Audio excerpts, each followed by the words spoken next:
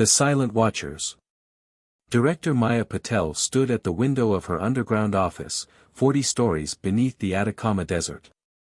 The holographic display made it appear as though she was gazing across the stark Chilean landscape, but her mind was focused on the data streaming across her neural implant. Another collective harvester ship had appeared in the Kuiper Belt, the fourth this month. They thought they were being subtle. They weren't. Director, her AI assistant's voice manifested in her mind, Admiral Santos has arrived for the briefing. Send him in, Maya thought back, turning from the false window as the office door slid open with a soft hiss. Admiral Roberto Santos entered, his weathered face bearing the subtle signs of repeated rejuvenation treatments. At 1:27, he was one of the few who remembered Earth before first contact. Before the collective had, graciously, welcomed humanity into their galactic community. The archivists are getting bolder, Maya said without preeming. They're not even trying to hide their resource extraction anymore. Santos nodded grimly. They've never had to. Why start now? To them, we're just another primitive species to be studied and exploited. Did you see their latest cultural exchange proposal? Maya's lips twitched. You mean their demand for unrestricted access to our historical archives? Yes. The Collective Council claims it's vital for preserving the heritage of emerging civilizations. While they strip mine our system's resources and patent our innovations before we can develop them ourselves. Santos moved to the room's central holodeck. Show me Project Prometheus status. The air above the table shimmered as classified data materialized. Hundreds of vessels, hidden in underground hangars and asteroid bases throughout the solar system. Ships that incorporated technology the collective thought impossible for humans to develop for centuries. Final integration tests are complete, Maya reported. The quantum mesh networks are functioning at 99.8% efficiency. Better than projected. The collective's own systems can't detect the communications. And the crews? Ready. They've been training in virtual space for decades. The neural interfaces are performing perfectly. Maya paused, studying the Admiral's expression. You're still worried about Timeline Alpha. Santos was silent for a long moment. We get one shot at this, Maya. If we reveal ourselves too soon, before we've secured enough strategic assets. He let the thought hang unfinished. The simulations support our timeline, Maya assured him.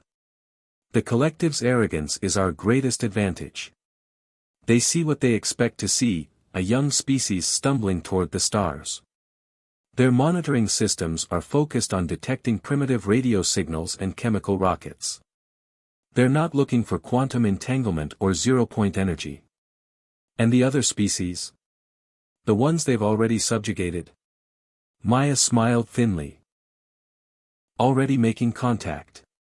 The Relaxians have suffered under collective rule for millennia. They're eager for change. The Kadari too. Even some of the archivists' own lower castes are sympathetic. Sympathetic enough to die for the cause. They won't have to. That's the beauty of it. Maya gestured and new data appeared, schematics for devices that defied conventional physics. The collective built their empire on technological superiority. But they stopped innovating centuries ago. Why bother, when you can just steal advances from primitive species and claim them as your own? While we've been watching. Learning. Improving. Santos studied the designs. How many of their systems are vulnerable? All of them. Their entire command and control infrastructure relies on technology we've had decades to analyze and counter. They think their quantum encryption is unbreakable. They've never imagined someone could manipulate the underlying fabric of spacetime itself. Santos straightened, his face set with determination. The council meets tomorrow to review the final timeline. How long until the archivist's next major resource extraction? 3 weeks. They're planning to strip mine the Kuiper Belt ice fields. 12 harvester ships, minimal military escort. They don't expect resistance. Perfect. We'll need you there to present the final assessment. Maya nodded. I'll be ready. The collective has grown fat and complacent on the resources of 1,000 worlds. They see Earth as just another primitive civilization to be exploited. They should have paid more attention to our history. Oh.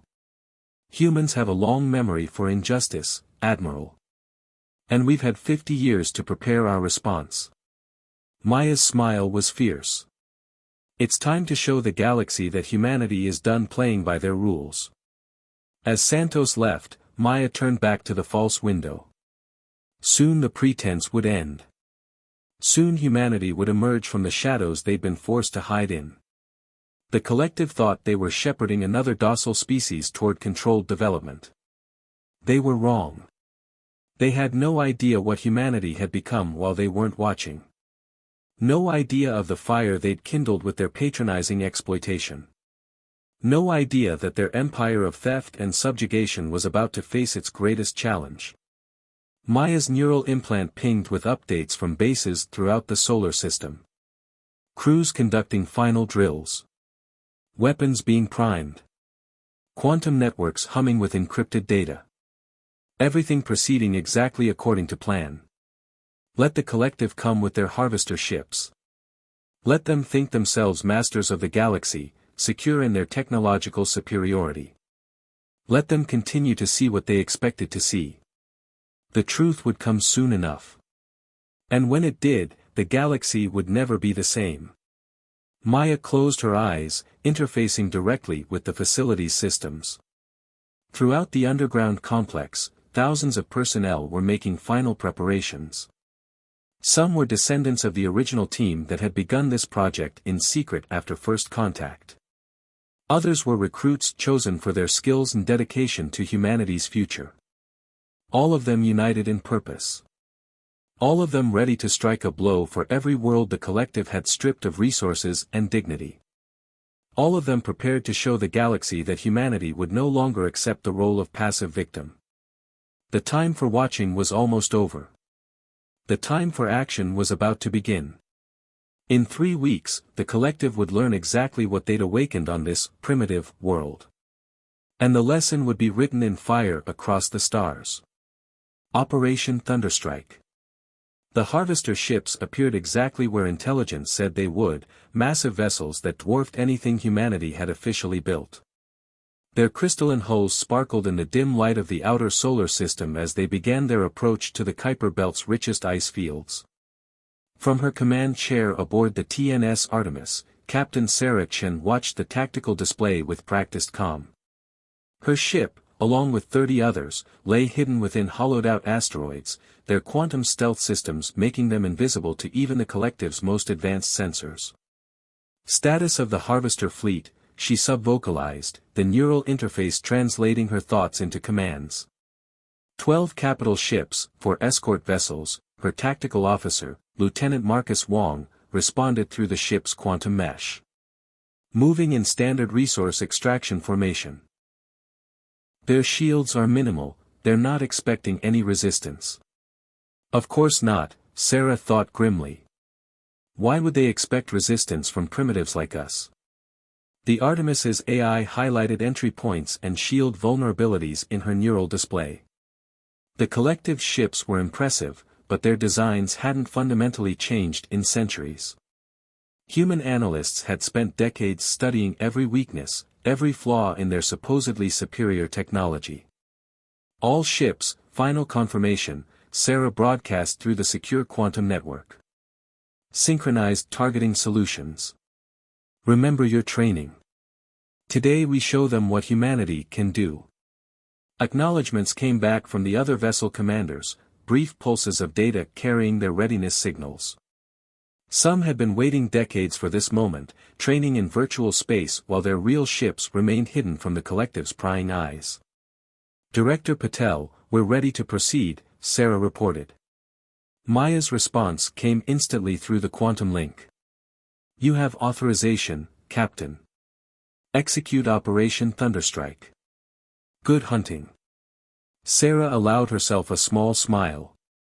All ships, execute on my mark. She watched the countdown in her mind's eye, feeling the anticipation build throughout her crew. 3, 2, 1, mark.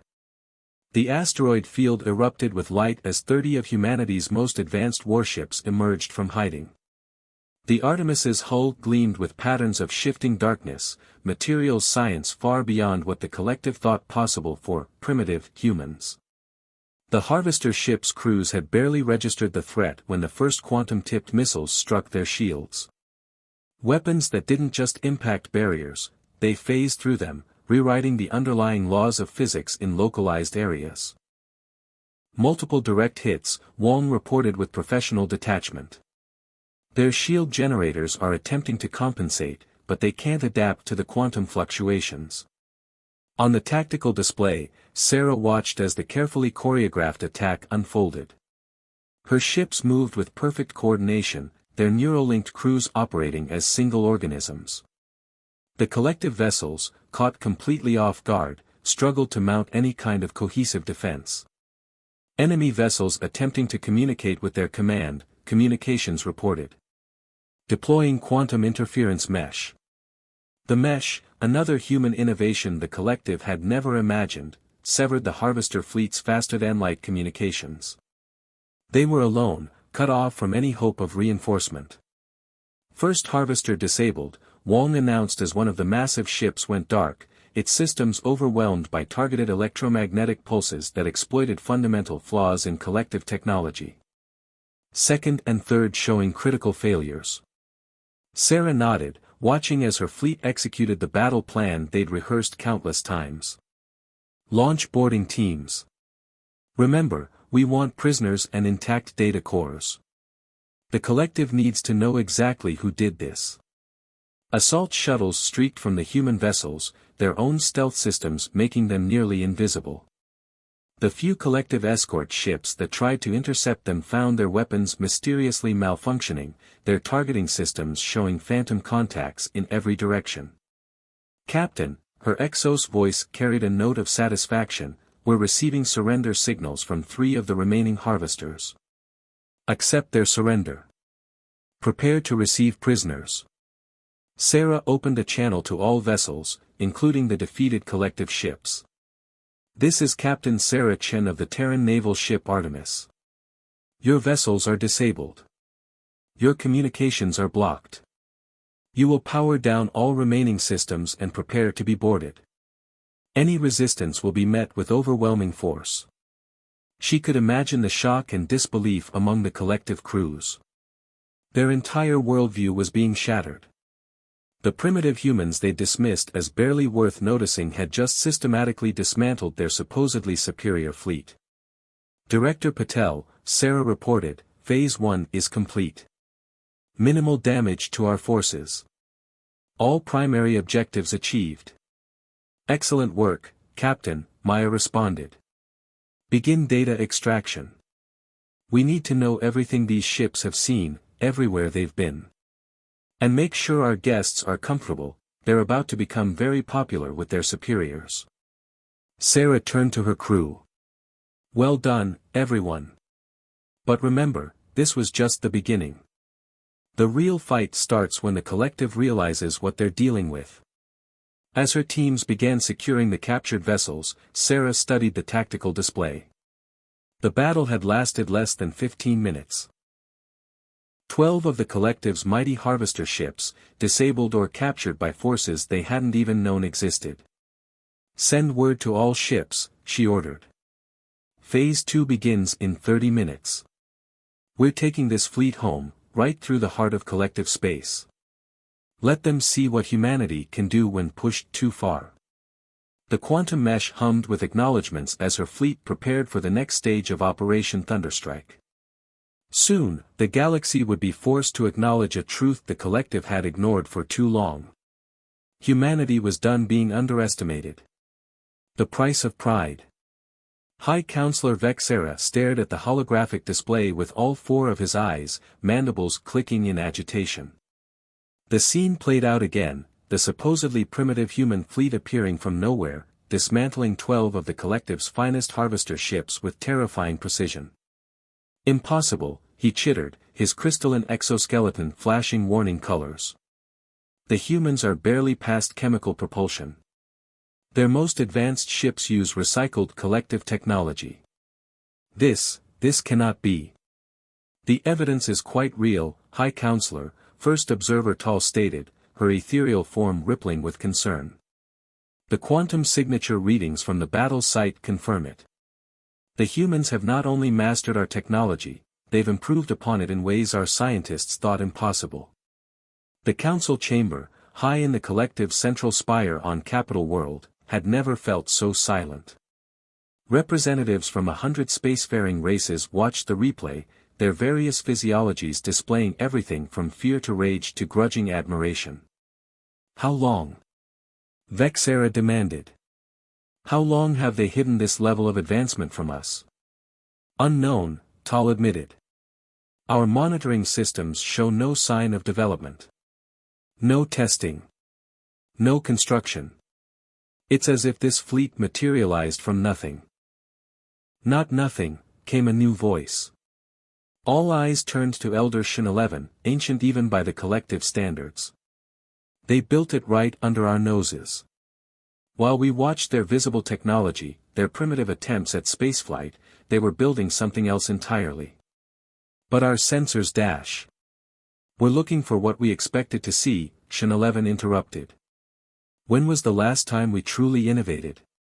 When did we last push the boundaries of what we thought possible? We've grown complacent, stealing technology from younger races and claiming it as our own. The humans saw this. And they used our arrogance against us. As if to punctuate his words, another alert flashed across the chamber's displays. The captured harvester fleet was moving, escorted by the human vessels. But instead of heading for Earth, they were pushing straight toward collective space. They're challenging us openly, Vexera realized. Daring us to respond. The Fourth Fleet is already mobilizing, Tal reported. They can intercept the humans before they reach the core systems. No. Shin 11's voice cracked like thunder. You still don't understand. If the humans could hide one fleet from us, how many more might they have? If they could develop technology beyond our understanding in secret, what else might they be capable of? The chamber erupted in argument, different factions advocating different responses. Some called for immediate, overwhelming force. Others urged caution, negotiation. A few suggested something more drastic, full military mobilization of the entire collective. Above the chaos, new reports began streaming in. Other subjugated species, inspired by humanity's sudden show of strength, were beginning to resist collective authority.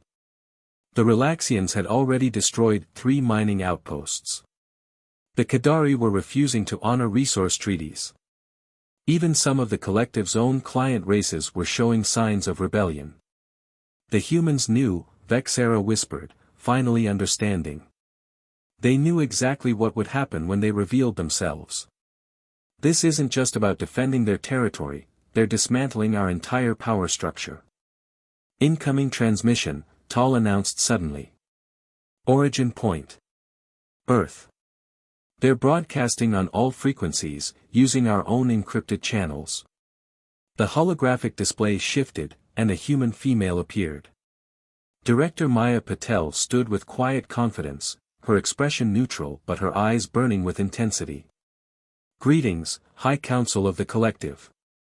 By now you've seen what our ships can do. You've realized that humanity is not the primitive species you thought we were. But this demonstration was not about revenge for your past exploitation. It was about opening your eyes. She paused, letting her words sink in. For too long, the collective has ruled through technological superiority, stealing innovations from younger races while preventing them from developing independently. You've created an empire of theft and subjugation, justified by your belief in your own supremacy. That age is over. Humanity has broken your monopoly on advanced technology. We've proven that your dominion is built on sand. Even now, other species are rising up, inspired by what they've seen. Your choice is simple, adapt or fall. The transmission ended, leaving the council chamber in stunned silence. Then the reports started flooding in, more uprisings, more resistance, more systems slipping from collective control. The Fourth Fleet is requesting orders, Tal reported quietly. Vexera looked around the chamber, seeing the fear and uncertainty in his fellow counselors. The comfortable illusion of collective supremacy had been shattered, and none of them knew quite how to proceed. Send the fleet, he ordered finally. But not to attack. We need to know exactly what we're dealing with.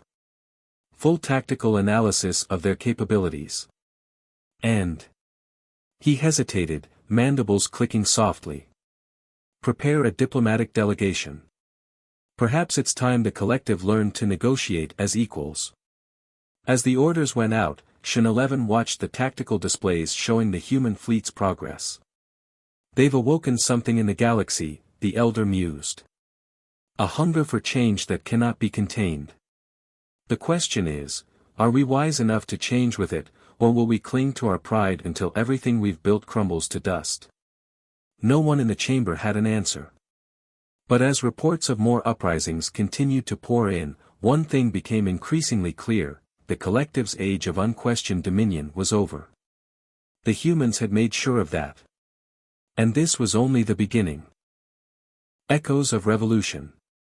The Relaxian resistance leader, Kiravan, watched from the command center of her underground base as another collective supply convoy burned in the night sky.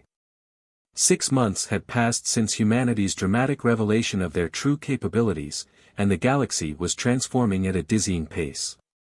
Status report, she subvocalized through her newly installed neural interface, a gift from Earth's technological vaults. 3 collective vessels neutralized, her tactical officer responded. No casualties on our side. The quantum disruptors worked exactly as the humans said they would. Kiravan felt a surge of fierce joy. For 10,000 years, her people had served as the collective's laborers, mining precious resources from their own worlds for their supposed benefactors. Now, armed with human technology and training, they were taking those worlds back. Incoming transmission from Earth Command, communications announced. Director Patel requests a strategic update. The holographic display shifted, and Maya Patel's image appeared.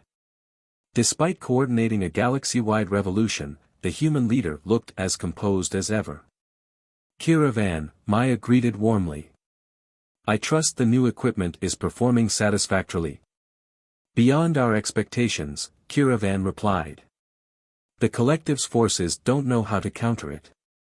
They still can't believe we, primitives, could master such technology. Their greatest weakness was always their arrogance, Maya noted. Status of the Liberation Network. Kiravan gestured, bringing up a galactic map dotted with points of light, each representing another species rising against collective control. Spreading faster than we predicted.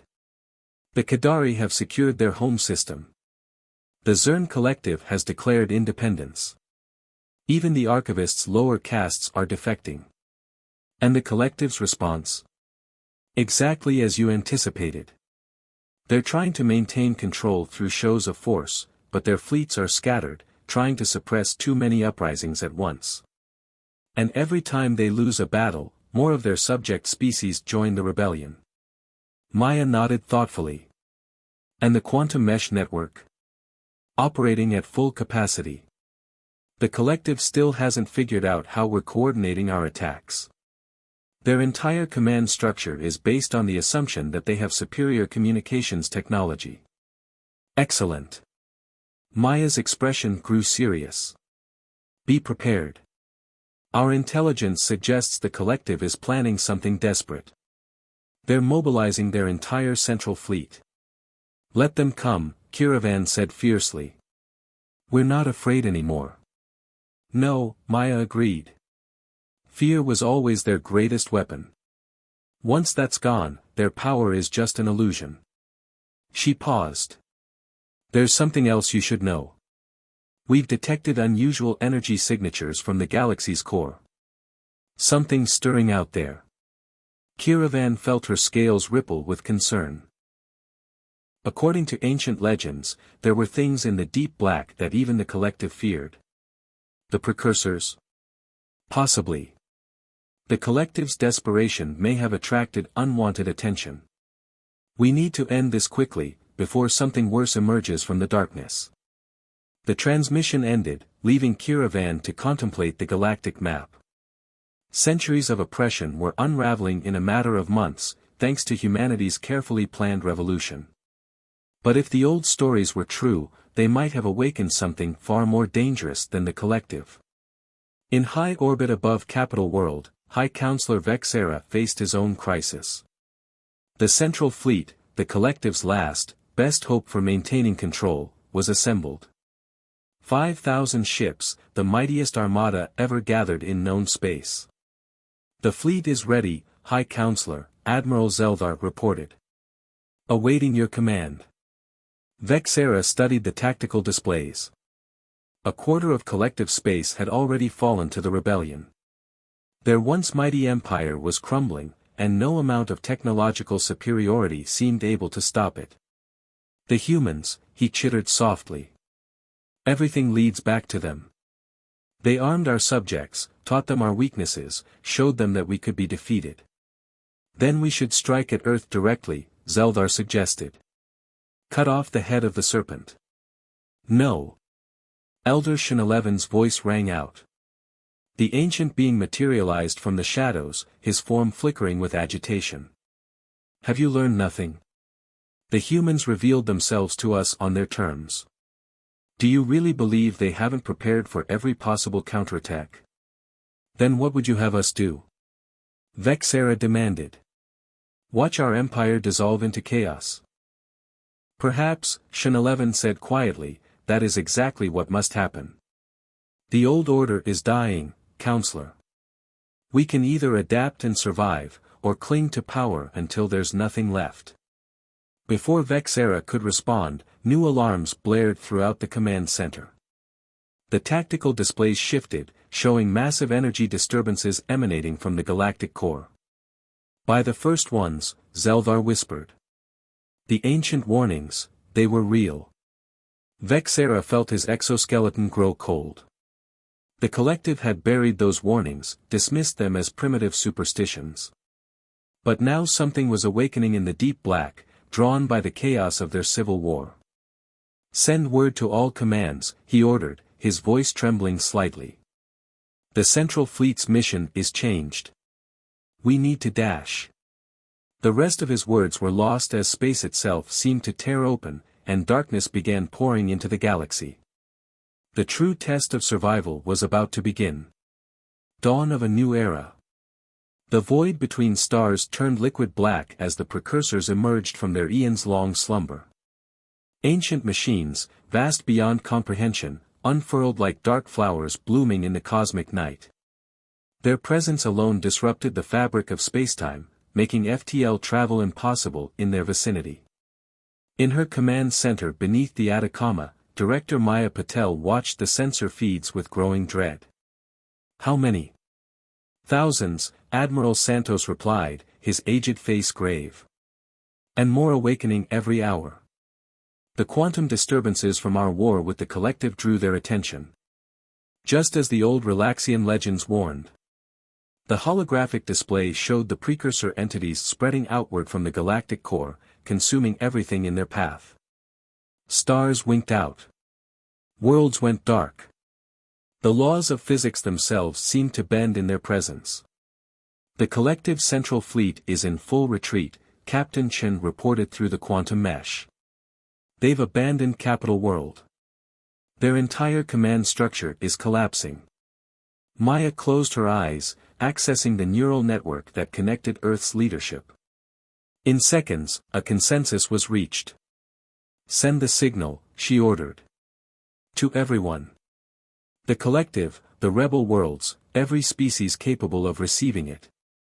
It's time. Across the galaxy, on thousands of worlds, displays lit up with humanity's message. Maya's image appeared, her voice carrying the weight of species survival. To all sentient beings of the galaxy, the ancient threat has awakened. The precursors, whom our ancestors called the world enders, have returned.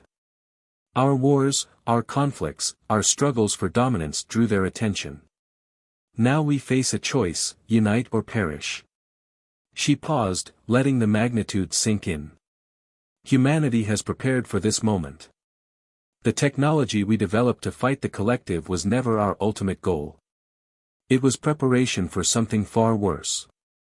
We studied the ancient warnings, the buried records, the forgotten histories. We knew this day would come. To the collective, your empire of exploitation is over. But your knowledge, your experience, your understanding of the galaxy, we need it all. To the liberated worlds, your freedom is meaningless if there's no galaxy left to be free in. We must stand together. On Capital World, High Counselor Vexera watched another system vanish from the tactical display, consumed by the advancing darkness. Elder Shin-11 stood beside him, ancient eyes filled with understanding. They knew, Shin-11 whispered. The humans knew all along. Their rebellion wasn't just about freedom from our control. They were preparing the galaxy for this moment. How? Vexera demanded. How could they have known? Because they did what we never did, they listened. To the legends, to the warnings, to the voices we dismissed as primitive. While we stole technology and built an empire of theft, they built something far greater, understanding.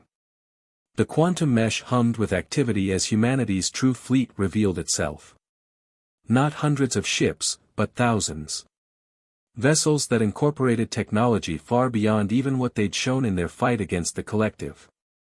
Ships designed not just for war, but for something far more ambitious. This is Admiral Helena Chen of the Earth Defense Force, a new transmission echoed across space. All ships capable of quantum mesh integration, coordinate with your local command nodes. We have a plan. But we need everyone. Collective, rebel, independent, none of that matters now. Either we stand together, or we fall alone. Maya watched as the galaxy's surviving forces began to coalesce. Former enemies linked their neural networks, sharing tactical data and strategic resources. The quantum mesh expanded, connecting minds and machines across light years. Will it be enough? Santos asked quietly. It has to be, Maya replied. We've spent 50 years preparing for this moment. Everything we did, the hidden fleet, the advanced technology, even our rebellion against the collective, it was all to ensure the galaxy would be ready when the precursors returned. The tactical display shifted, showing the combined fleet taking formation. Collective dreadnoughts flew alongside human vessels.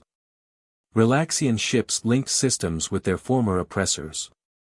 Every surviving species, united against the darkness. All ships, Maya broadcast, her voice carrying to every vessel, every world still fighting for survival. Execute Protocol Prometheus. Let's show these ancient horrors that the galaxy belongs to the living.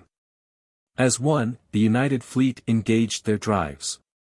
Thousands of ships, moving in perfect coordination through the quantum mesh. The greatest armada ever assembled, carrying the hopes and fears of every surviving species. The precursors sensed the approach of their prey, their vast forms turning to meet the challenge.